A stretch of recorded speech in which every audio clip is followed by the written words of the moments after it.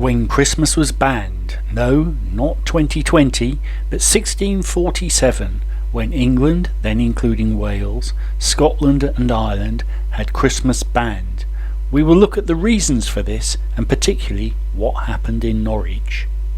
The country was in the grip of the Civil War, pitting supporters of King Charles I against parliamentarians.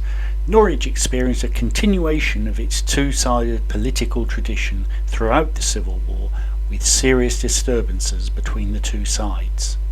In 1647, King Charles I was imprisoned at Hampton Court, and the Church of England had been replaced by the Presbyterian system, a religious order founded within the Church of Scotland.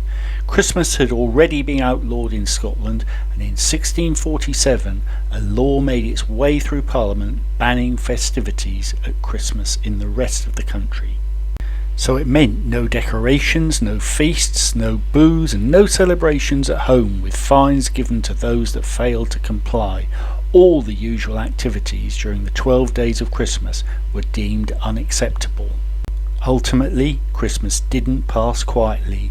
In Norwich, Mayor John Utting, no, not that one, had already been presented with a petition calling for the celebration of a traditional Christmas. Despite his own royalist sympathies, he couldn't publicly allow this, but he turned a blind eye to illegal celebrations around the city. Fighting against the prohibition of Christmas was a political act, a protest against the new normal caused by the Civil War. But it was the aftermath of the Norwich Christmas riots which was the most dramatic. Mayor John Utting was summoned to London in April 1648 to explain his failure to prohibit the Christmas parties, but a crowd closed the city gates to prevent him from being taken away.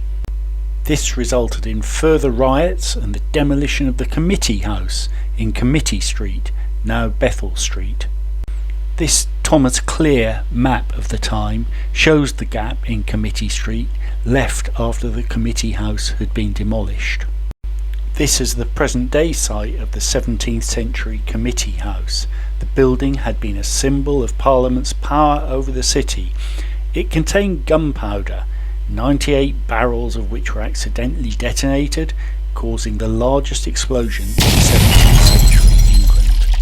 The blast, which was known as the Great Blow, blew out the windows of St Peter Mancroft and St Stephen's churches. Fragments of glass were later gathered and set in St Stephen's east window. The lower half of the window is original, the upper half contains those fragments. 6 of the perpetrators of the Great Blow were hanged in the city's marketplace.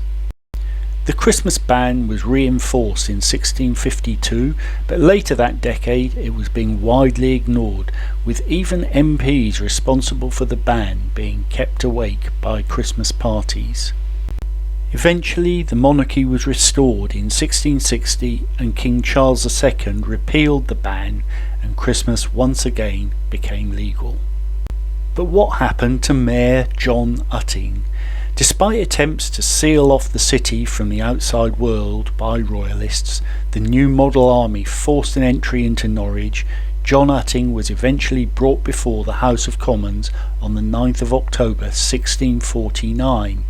He was fined £500 for delinquency, the equivalent of over £65,000 today, and sent to Fleet Prison for 6 months. So let's now appreciate that we can celebrate Christmas.